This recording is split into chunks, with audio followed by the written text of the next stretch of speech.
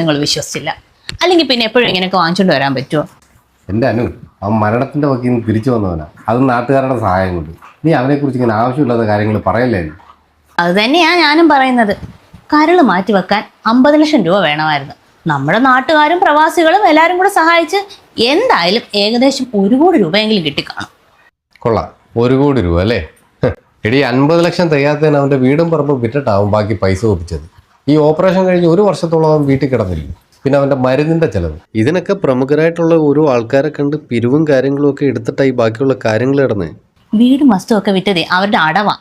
നിങ്ങളും കൊടുത്തില്ലേ 25,000 രൂപ? എനിക്ക് ഉറപ്പാ അവർക്ക് നല്ല ബാങ്ക് ബാലൻസ് കാണും. നീ വെറുതെ ഇരുന്ന് ദൈവദോഷം പറയാതെ അടുക്കളയുള്ള ജോലി കൊണ്ടേ പോയി ചെയ്യും. ഓ